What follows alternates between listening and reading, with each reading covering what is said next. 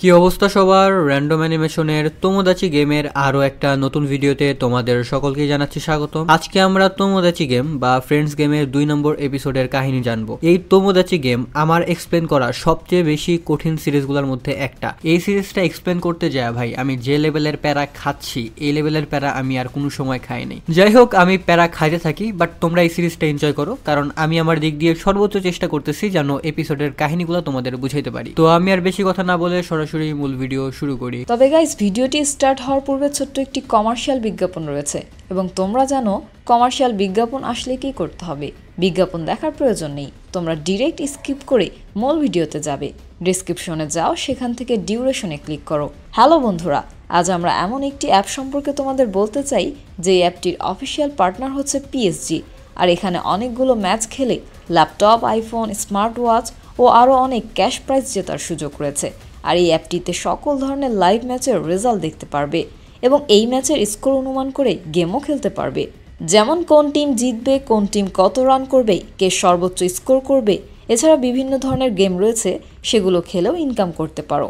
আর রেজিস্ট্রেশনের সময় আমাদের যে প্রোমো কোডটি রয়েছে অলোক1, এটা ব্যবহার করলে প্রথম ডিপোজিটে 26,000 টাকা পর্যন্ত বোনাস পেতে পারো।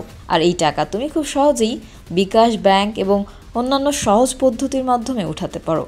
তো আর দেরি কিসের, ডেসক্রিপশনে প্রোমো কোড এবং পিন কমেন্টে প্রোমো কোড সহ সাইন আপ লিঙ্ক রয়েছে, সেটা ব্যবহার করো এবং ক্যাশ প্রাইজ জিতো। আর এখানে আরেকটা কথা মনে রেখো, আমরা যেই বিজ্ঞাপন দেই না কেন, অনলাইন থেকে টাকা আয় করা এত সহজ কোনো ব্যাপার নয়। তোমরা কোনো আর্থিক ক্ষতির সম্ভাবনা রয়েছে এমন কোনো ওয়েবসাইটে যাবে না।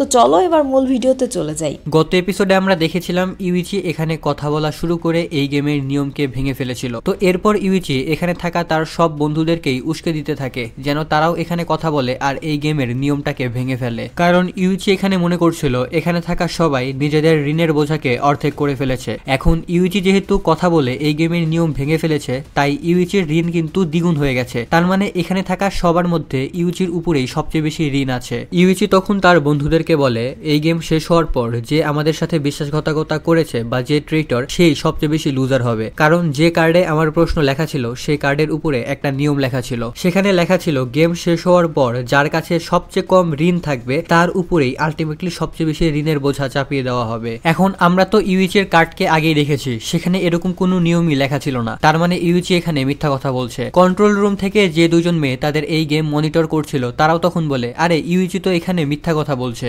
এখানে যে মেয়েটার চুলের রং গোলাপি তার নাম হচ্ছে মারিয়া, আর যে মেয়েটার চুলের রং কালো তার নাম হচ্ছে সুকিনো। সুকিনো এখানে মারিয়াকে বুঝায় যে ইউইচি এখানে কেন মিথ্যা কথা বলছে। সুকিনো মারিয়াকে বলে মনে করো তুমি হলে সেই বিশ্বাসঘাতক। এখন এই বিশ্বাসঘাতক মনে করছে সে নিজের ঋণের বোঝাকে কম করে এই গেমটা জিতে যাবে, আর সে চায় সব ঋণের বোঝা যেন শেষ প্লেয়ারটার উপরে যায়। অর্থাৎ এতক্ষণ সবকিছু তোমার প্ল্যান অনুযায়ী চলছিল, তবে এখন তুমি জানতে পারলে যে এখানে সবচেয়ে বেশি বোকা তুমি। আর এখন তুমি তোমার ঋণের ব্যাপারে কাউকে বলতেও পারবে না, কারণ তুমি যদি এখন তোমার ঋণের ব্যাপারে সবাইকে বলে দাও তাহলে ইউইচি বুঝে যাবে যে তুমি হলে সেই ট্রেটর বা বিশ্বাসঘাতক। এখন আমরা গেম রুমের সিন দেখতে পাই। ইউইচি এখানে তার বন্ধুদেরকে বলে আরে আমি মজা করছিলাম, আমি জানি আমাদের মধ্যে কেউই বিশ্বাসঘাতক না। এখন আবারও গেম শুরু হয় আর সবাই সবার আঙুল সেই কয়েনের উপর রাখে, আর এইবারে সেই কয়েনটা ইয়েসের দিকে চলে যায়, অর্থাৎ তারা এবার এই গেমটা জিতে গেছে।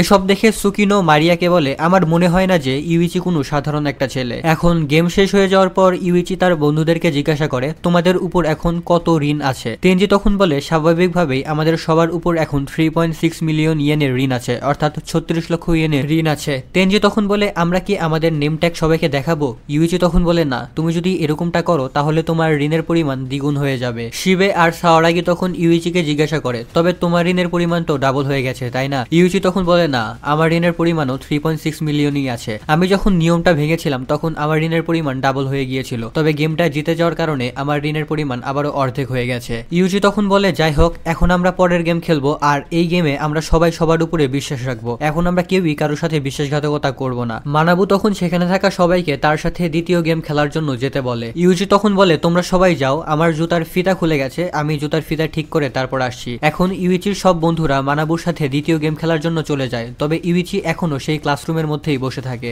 ইউইচি এখানে বুঝতে পারছিল না যে তার সব বন্ধুদের ঋণের পরিমাণ সমান কিভাবে আছে। এ কারণে ইউইচি এখন তার বন্ধুদেরকেই সন্দেহ করা শুরু করেছে। এ কারণে সবাই এই রুম থেকে চলে যাওয়ার পর তারা যে কোশ্চেন কার্ডগুলো পড়েছিল ইউইচি সেই সবগুলোকেই চেক করে। তবে সেই কোশ্চেন কার্ডগুলোতে কোনো প্রশ্নই লেখা ছিল না, সেগুলো একদম ফাঁকা ছিল। আসলে এই প্রশ্নগুলো লেখা ছিল এমন এক ধরনের কালি দিয়ে যেটা কিছুক্ষণ পর একা একাই অদৃশ্য হয়ে যায়। আর এই জিনিসটা দেখে ইউইচি এখানে অনেক বেশি পরিমাণে রেগে যায়। তখনই সেখানে সাওয়ারাগি চলে আসে। সাওয়ারাগি ইউইচিকে জিজ্ঞাসা করে তোমার কি হয়েছে, তোমাকে এত বেশি আপসেট কেন মনে হচ্ছে? ইউইচি তখন সাওয়ারাগিকে বলে না আমার কিছুই হয়নি, আর তুমি এখানে কেন এসেছো? সাওয়ারাগি এবার ইউইচির কাছে যায় এবং তাকে বলে তোমার কি সত্যি মনে হয় যে আমাদের মধ্যেই কোনো একজন বিশ্বাসঘাতক বা ট্রেইটর? আসলে এখানে সাওয়ারাগিরও মনে হচ্ছিল যে তাদের বন্ধুদের মধ্যেই কোনো একজন তাদের সাথে বিশ্বাসঘাতকতা করছে। সাওয়ারাগি এখানে ইউইচিকে জিজ্ঞাসা করে তুমি কার উপরে সবচেয়ে বেশি সন্দেহ করছো? ইউইচি এখানে অনেক শকিং একটা অ্যান্সার দেয়। ইউইচি বলে সাওয়ারাগি আমি তোমার উপরেই সবচেয়ে বেশি সন্দেহ করছি, কারণ তুমি এখানে এই গেমটা খেলার জন্য আমাদের সবাইকে রাজি করিয়েছিলে। এই কথাটা শুনে সাওয়ারাগি অনেক বেশি শকড হয়ে যায়। সে তখন ইউইচির কাছে ক্ষমা চায় আর বলে ইউইচি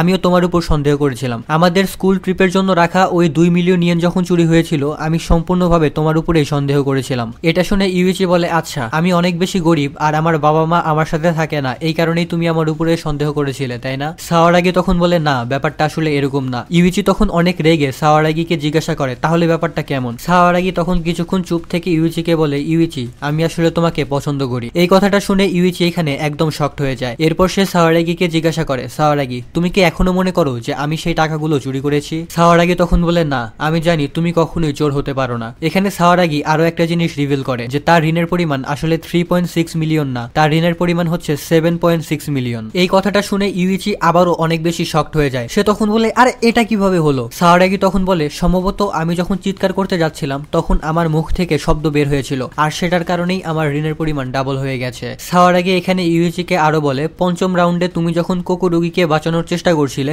তখন তুমি নিজের অজান্তেই আমাকে বাঁচিয়েছিলে। এ কারণে যাই হয়ে যাক না কেন আমি কখনোই তোমাকে ধোকা দিব না আর আমরা একসাথে মিলে এই তোমোদাচি গেমটা জিতবো। ইউইচি তখন বলে হ্যাঁ আমিও তোমার উপরে বিশ্বাস করি। এখন এই সবকিছু দেখে সুকিনো বলে এই ইউইচি ছেলেটা অনেক বেশি চালাক, বিশেষ করে টাকা পয়সার দিক দিয়ে ইউইচির ব্রেন অনেক ভালো কাজ করে। তবে শুধুমাত্র এই জিনিসটার সাহায্যে সে কখনোই তোমোদাচি গেম জিততে পারবে না। আর তাদের বন্ধুদের মধ্যে এমন কেউ একজন তো অবশ্যই আছে যে তাদের বন্ধুত্বটাকেই নষ্ট করতে চায়। আমরা দেখতে পাই তেনজি এখানে লুকিয়ে লুকিয়ে তাদের দুজনের কথা শুনছিল।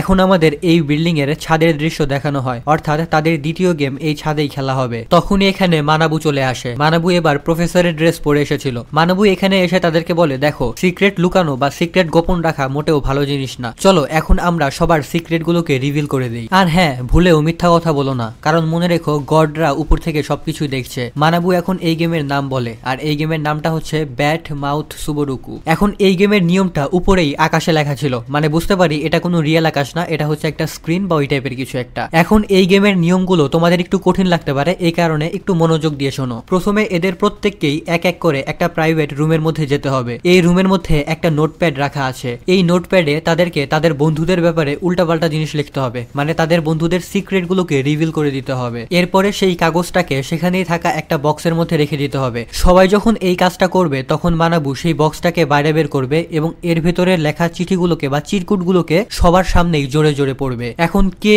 কোন চিঠিতে কি লিখেছে এটা তো কেউ জানতে পারবে না, মানে কে কার ব্যাপারে কোন সিক্রেট লিখেছে এই জিনিসটাই সিক্রেট থাকবে। এখন মানাবু যখন এই সিক্রেট গুলোকে পড়বে তখন এই সিক্রেট গুলো সত্যি নাকি মিথ্যা এই জিনিসটার সার্ভে করবে গড। এখন গড বলতে মানাবু এখানে তাদেরকে বুঝাচ্ছে যারা এই গেমটাকে কন্ট্রোল করছে। এখন যারা এই গেমটাকে কন্ট্রোল করছে বা গডরা যখন সার্ভে করে ফেলবে তখনই এই প্লেয়াররা সামনে যাওয়ার সুযোগ পাবে। এখন এই জিনিসটাকে সিম্পল একটা বোর্ড গেমের মতো চিন্তা করো। গডরা বলবে যে কে কতটুকু সামনে যেতে পারবে, ওই অনুযায়ী প্লেয়াররা সামনের দিকে এগিয়ে যাবে। মানে লুডুতে যেমন হয় না যে তোমার যদি 6 পড়ে তাহলে তুমি 6 ঘর সামনে যেতে পারবে, ঠিক ওইরকমই গডরা যদি বলে তুমি 5 ঘর সামনে এগিয়ে যাও তাহলে সে 5 ঘর সামনে এগিয়ে যাবে। তবে জিনিসটা এতটাও বেশি সিম্পল না, এর মধ্যে অনেক বড় একটা টুইস্ট আছে। এদের মধ্যে যে প্লেয়ার সবার আগে মেইন গন্তব্যে বা গোলে পৌঁছে যাবে তারই সবচেয়ে বেশি লস হবে। তবে একজন প্লেয়ার যদি গোলে পৌঁছে যায় তাহলে বাকি সব প্লেয়াররাই কিন্তু জিতে যাবে। তবে যে সবার আগে বা যে গোলে পৌঁছাবে তারই কিন্তু সবচেয়ে বড় লস। তবে এতে করে বাকি যে প্লেয়াররা জিতে গেল তাদের সবার কাছ থেকে কিন্তু 4 মিলিয়ন ইয়েনের ঋণ কমে যাবে। তবে গেম শেষ হওয়ার পরেও কোনো প্লেয়ার যদি বোর্ডের মধ্যেই থাকে তাহলে তাকে এক্সট্রা আরো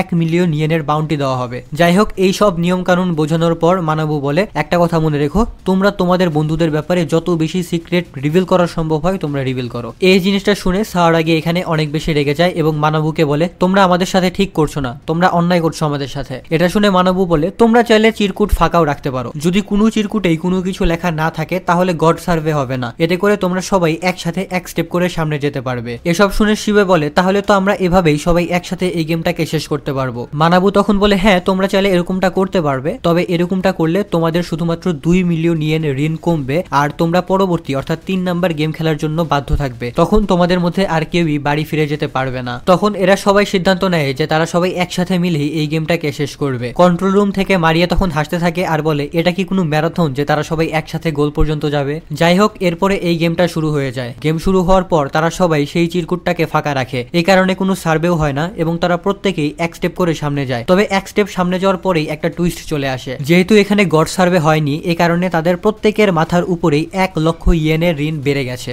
ইউইচি তখন ক্যালকুলেট করে যে যেহেতু এখানে মোট 60টা স্টেপ আছে, তাই প্রত্যেক স্টেপে যদি তাদের মাথার উপরে 1 লক্ষ ইয়েনের ঋণ বেড়ে যায় তাহলে এই গেম শেষ হতে হতে তাদের সবার মাথার উপরে 60 লক্ষ ইয়েন বা 6 মিলিয়ন ইয়েন ঋণ বেড়ে যাবে। যাই হোক এরপরে দ্বিতীয় রাউন্ডেও তারা সবাই নিজেদের কাগজ ফাঁকা রাখে, তবে এইবার তারা আরো অনেক বেশি শকড হয়ে যায়, কারণ সেকেন্ড রাউন্ডের চিরকুট ফাঁকা রাখার কারণে তাদের 1 লক্ষ ইয়েন ঋণ বেড়ে যায়নি, তাদের ঋণ বেড়ে গেছে 5 লক্ষ ইয়েন। এখন এই জিনিসটা হওয়ার পর এখানে থাকা সবার মুখই দেখার মতো ছিল। মানাবু তখন তাদের সবাইকে খেপিয়ে বলে আরে তোমরা কি করছো, সবাই মাত্র 2টা স্টেপ সামনে গেছো আর অলরেডি তোমরা তোমাদের মাথার উপরে 6 লক্ষ ইয়েন ঋণ বাড়িয়ে নিয়েছো। চলো আমি তোমাদেরকে একটা জিনিস বলে দেই, যে সবার আগে গোলে পৌঁছাবে তার উপরেই কিন্তু এখানে থাকা বাকি সবার এক্সট্রা ঋণকে দিয়ে দেওয়া হবে। মানে এখানে সবার উপরে কিন্তু এক্সট্রা 6 লক্ষ ইয়েন ঋণ আছে। সো যে সবার আগে গোলে পৌঁছে যাবে বা একদম এই গেমটাকে শেষ করবে, এই সবার এক্সট্রা 6 লক্ষ ইয়েনের ঋণ কিন্তু তার উপরেই চলে যাবে। তার মানে এখানে থাকা সবাই বুঝে যায় যে একসাথে সামনে যাওয়াটা হলো বোকামির একটা কাজ। দেখতে দেখতেই তৃতীয় রাউন্ড শুরু হয় আর তৃতীয় রাউন্ডে কিছুটা চেঞ্জ আসে। মানে এই রাউন্ডে 4 জনের চিরকুট ফাঁকা ছিল আর একটা চিরকুটে একটা সিক্রেট লেখা ছিল। এই চিরকুটে লেখা ছিল যে সাওয়ারাগি আসলে লুকিয়ে লুকিয়ে ইউইচিকে পছন্দ করে। সেই সাথে এখানে আরো একটা সিক্রেট লেখা ছিল আর সেটা হচ্ছে সাওয়ারাগি আর তেনজি অলরেডি একসাথে ডেট করেছে। এরপরে গড সার্ভে হয় এন্ড গড সার্ভের কারণে সাওয়ারাগিকে 5 পয়েন্ট দেওয়া হয়। এই কারণে সাওয়ারাগি সেখান থেকে 5 স্টেপ সামনে যায় আর বাকি সকলে 1 স্টেপ করে সামনে যায়। তবে এবার সবাই 1 স্টেপ করে সামনে যাওয়ার পরেও কারো কিন্তু ঋণের পরিমাণ বাড়েনি। তবে এখানে কিন্তু এবার মামলা গরম হতে থাকে, কারণ সাওয়ারাগি পছন্দ করে ইউইচিকে আর শিবে পছন্দ করে সাওয়ারাগিকে। এই কারণে শিবে এবার ইউইচির উপরে চিৎকার করতে থাকে। তেনজি তখন শিবের কাছে যায় এবং শিবেকে শান্ত করে বলে ছেলেরা কখনো হিংসা করে না। শিবে তখন বলে তুমি এই ব্যাপারে কিছুই জানো না, তাই তুমি চুপ থাকো। তেনজি তখন বলে না আমি সবকিছুই জানি, কারণ আমি সাওয়ারাগির এক্স ছিলাম। সাওয়ারাগি তখন এখানে এসে সবাইকে চুপ করিয়ে দেয় আর বলে আরে এই সবকিছু একটা মিসআন্ডারস্ট্যান্ডিং। আসলে ছোটবেলায় আমার বাবা আর তেনজির বাবা ফ্রেন্ড ছিল। সাওয়ারাগির বাবা ছিল একজন প্রসিকিউটর আর তেনজির বাবা ছিল একজন পুলিশ অফিসার। তো তাদের বাবারা যেহেতু বন্ধু ছিল এই কারণে তারা ছোটবেলাতেই ফিক্স করে রেখেছিল যে বড় হওয়ার পর তেনজি আর সাওয়ারাগির বিয়ে হবে। এ কারণে তেনজি আর সাওয়ারাগি তখন ডেট করার অ্যাক্টিং করতে থাকে বা অভিনয় করতে থাকে। সাওয়ারাগি এখানে আরো বলে তেনজির বাবা 2 বছর আগে মারা গিয়েছে, এই কারণে তেনজি তার স্কুলও চেঞ্জ করে ফেলেছিল। তবে হাই স্কুলে এসে কাকতালীয় ভাবে তারা আবারও এক স্কুলে ফিরে এসেছে বা এক স্কুলে পড়তে এসেছে। আর এই সব কিছু শুনে শিবে কিছুটা শান্ত হয়। শিবে তখন বলে তাহলে তো এটা কোনো ডেটিং ছিল না, এটা তো জাস্ট ছিল অ্যাক্টিং। এই সব কিছু শুনে মানাবু বলে কিন্তু এরকমটা তো নাও হতে পারে, হতে পারে সেই সময় তাদের দুজনের মধ্যে রোমান্টিক কানেকশন ছিল। এখন এখানে একটা জিনিস বোঝার আছে, সাওয়ারাগি তো তেনজির সাথে জাস্ট অ্যাক্টিং করছিল, মানে রিলেশনশিপের অ্যাক্টিং করছিল। তবে তেনজি কিন্তু সত্যি সত্যি সাওয়ারাগিকে পছন্দ করতো। এই কারণে শিবে যখন বলে যে সাওয়ারাগি অনেক ভালো অ্যাক্টিং করেছিল, এই কারণে তেনজি এখানে অনেক বেশি রেগে যায়। সে তখন শিবেকে বলে দেখো সাওয়ারাগির ব্যাপারে এরকম কোনো কথাই বলবে না, কারণ তুমি যখন সাওয়ারাগির ব্যাপারে এই ধরনের কথা বলো তখন আমার অনেক বেশি রাগ হয়। তেনজি এখানে শিবেকে বলে আমার মনে হচ্ছে এই সিক্রেটটা তুমি নিজে সেই চিরকুটে লিখেছিলে। শিবে তখন বলে আরে আমি কিভাবে লিখবো, আমি তো এই সিক্রেটটার ব্যাপারে এই মাত্র জানতে পারলাম। এখন এই ব্যাপারটা নিয়ে আবারও তাদের দুজনের মধ্যে এখানে ঝগড়া হতে থাকে। মানে আমরা বুঝতে পারছি তাদের ফ্রেন্ডশিপের মধ্যে কিন্তু অলরেডি চির ধরতে শুরু করেছে। এখন তেনজি শিবেকে বলে যেহেতু তুমি সাওয়ারাগির জাস্ট একটা ফ্রেন্ড ছাড়া আর কিছুই না, এই কারণেই হয়তো তুমি এখন এত বেশি রাগ দেখাচ্ছ। এখন এই কথাটা শোনার পর শিবে আরো অনেক বেশি রেগে যায়। এখন তাদের দুজনের মধ্যে যখন ফাইট শুরু হতে নেয় তখনই সেখানে ইউইচি চলে আসে আর তাদেরকে থামিয়ে দেয়। ইউইচি তখন তাদের দুজনকেই বলে তোমরা দুজনই তো সাওয়ারাগিকে পছন্দ করো তাই না, তাহলে তোমরা দুইজন এখন সাওয়ারাগিকে আপসেট করা বন্ধ করো। এদিকে কুকুরুগি সাওয়ারাগিকে জিজ্ঞাসা করে সাওয়ারাগি তুমি তো ইউইচিকে পছন্দ করো তাই না, আমার মনে হয় ইউইচিও হয়তো তোমাকে পছন্দ করে। যাই হোক এখন চতুর্থ রাউন্ড শুরু হয়ে যায়। এবার সবার আগে চিরকুট লিখতে যায় ইউইচি। সেই চিরকুট রুম থেকে বের হয়ে আসার পর ইউইচি সাওয়ারাগিকে বলে সাওয়ারাগি আমি আমার চিরকুট ফাঁকা রেখে এসেছি। এরপরে সাওয়ারাগি সেই রুমের ভিতরে যায়। দেখতে দেখতে এবার এক এক করে সবাই সেই রুমের ভিতরে যায় এবং বেরিয়ে আসে। অবাক করার ব্যাপারটা হচ্ছে এবার 3টা চিরকুটে বিভিন্ন সিক্রেট লেখা হয়েছিল। প্রথমটাতে লেখা ছিল শিবে জুনিয়র হাই পর্যন্ত তার মায়ের সাথেই ঘুমাতো বা গোসল করতো। দ্বিতীয় সিক্রেটে লেখা ছিল ইউইচি একবার 7 দিন পর্যন্ত গোসল করেন। ব্রো আমি জানি ভাই এই দলে তোমরাও আসো, মানে শীতের মধ্যে তো তোমরা 5 দিন 7 দিন 10 দিন হয়ে যায় গোসল করো না। ভাই তোমাদের এই সিক্রেটটাও কিন্তু গেমের মধ্যে লেখা হবে, সো সাবধান হয়ে যাও। যাই হোক, তৃতীয় চিরকুটে লেখা ছিল সাওয়ারাগি তার মুখে প্লাস্টিক সার্জারি করেছিল। যাই হোক, এরপরে গড সার্ভে হয় এবং তারা তাদের নির্দেশনা মতো সামনের দিকে এগিয়ে যায়, মানে কয়েক স্টেপ সামনে চলে যায়। এখানে শিবে সাওয়ারাগিকে জিজ্ঞাসা করে, সাওয়ারাগি এই প্লাস্টিক সার্জারি করার ব্যাপারটা তো মিথ্যা তাই না? সাওয়ারাগি তখন বলে, কেন? আমি যদি সত্যি সত্যি প্লাস্টিক সার্জারি করিয়ে থাকি তাহলে কি তুমি আমাকে আর পছন্দ করবে না? এদিকে সুকিনো তখন মারিয়াকে বলতে থাকে, প্রত্যেকটা বন্ধুত্বের পেছনেই কোনো না কোনো স্বার্থ থাকে, হয়তো সেটা টাকা পয়সা অথবা নিজের প্রোটেকশন। নিজের ব্যক্তিগত স্বার্থ ছাড়া বন্ধুত্ব করা সম্ভবই না। এখন আমরা দেখতে পাই হঠাৎ করেই কোকোরুগি এখানে অনেক জোরে জোরে চিৎকার করে কান্না করা শুরু করেছে, কারণ কোকোরুগির ব্যাপারে এখানে এমন একটা সিক্রেট লেখা হয়েছিল যে সিক্রেটটা কোকোরুগি সবসময় লুকাতে চাইতো। এখন কি সিক্রেট লেখা হয়েছিল সেটা তো আমাদের এই এপিসোডে বলা হয় না, সেটা আমরা জানতে পারবো 3 নম্বর এপিসোডে। যাই হোক, এই এপিসোড যেহেতু এখানেই শেষ, তাই আজকের মতো আমার বিদায় নেওয়ার সময় চলে এসেছে। আজকের মতো আমি এখানেই বিদায় নিচ্ছি। ভালো থাকো, সুস্থ থাকো, আল্লাহ হাফেজ।